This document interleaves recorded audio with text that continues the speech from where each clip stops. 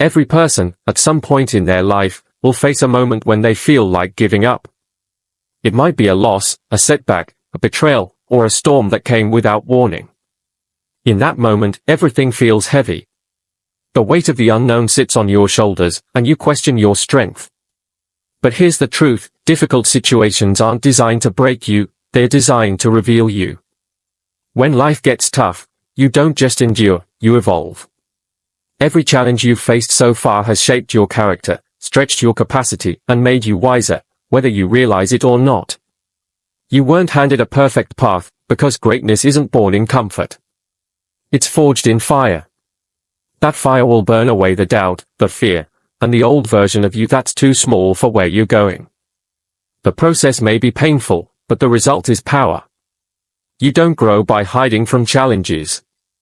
You grow by facing them, learning from them, and becoming someone who doesn't run from life, but runs into it with open arms, knowing that whatever comes, you've got what it takes to survive and thrive.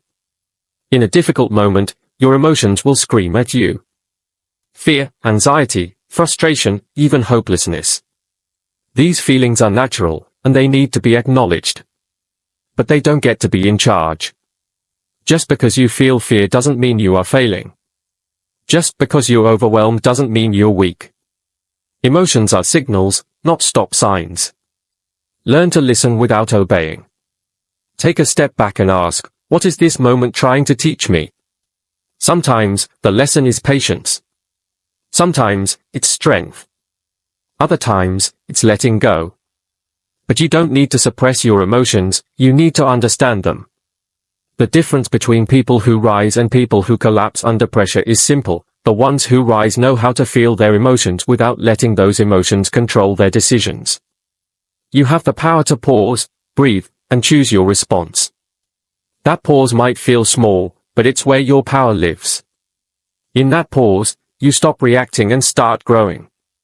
You become someone who can feel pain and still move forward. That is emotional mastery. That is mental toughness. That is the foundation for greatness. When things go wrong, it's easy to fall into the trap of, why me? You start to feel like a victim, like the universe has singled you out. But here's a truth most people don't want to hear, life doesn't owe us comfort, fairness, or ease. It owes us nothing. And the sooner you accept that, the sooner you take your power back. Difficult situations don't discriminate. They come for the rich and poor, the prepared and unprepared, the kind and the cruel. So stop wasting your energy wondering why. Start focusing on what you can do. The moment you shift from why to what now, you reclaim control. What now is the question that changes your posture. It moves you from pity to purpose. It gets your mind working, your heart engaged, and your strength activated. When you face hardship with the mindset of, what can I learn? What's my next move? You stop being a passive participant in life and start becoming the author of your own comeback story. Every strong person you admire has had to make this shift. And now it's your turn. When you're in a hard place, it's easy to zoom in on the problem until it feels like your entire life. But problems are rarely as permanent or as all-consuming as they appear. Step back. Breathe. Life is bigger than this moment. You are more than this struggle. When you learn to zoom out, you see the situation for what it is, temporary, transformable, and sometimes even a gift in disguise. Hard times have a way of stripping life down to what really matters. They teach you who's real, what's essential, and where your real values lie. Maybe the relationship that ended was protecting you from something worse. Maybe the job you lost was the nudge you needed to chase your purpose. Maybe the setback you're in now is just setting you up for a story far bigger than what you're imagining. The pain may not be your choice, but the perspective is. You get to decide whether this moment makes you bitter or better, broken or built. Choose wisely, because the story you tell yourself about this struggle will become the story you live. We live in a world that celebrates results but rarely talks about the process. People admire strength, resilience, and wisdom, but those qualities are born through adversity. You don't become strong by reading about struggle. You become strong by walking through your own. When you're in a difficult situation, it's not just about getting through it, it's about growing through it. That means being intentional. That means asking yourself, what can I build here? Who can I become in the midst of this? When you treat every challenge as a classroom, you stop being afraid of problems. You start appreciating them. Because you know that every time you push through, you expand your capacity. You grow grit. You sharpen focus. You learn lessons no book could teach. And little by little, you become the kind of person who others look at and say, how did they get so strong? But you'll know the truth. You earned it. In the dark. In the silence. In the moments when quitting felt easier, but you didn't. You kept going. That's how real growth happens. One of the biggest lies we're taught is that strength means doing it all alone.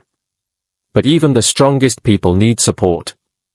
In fact, real strength is knowing when to ask for help. When life gets tough, isolation can make things worse. Your mind starts playing tricks on you, telling you no one understands, that you're weak for struggling.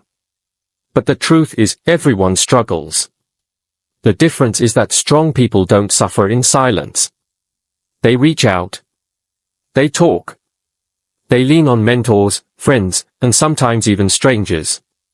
Asking for support doesn't make you weak, it makes you wise.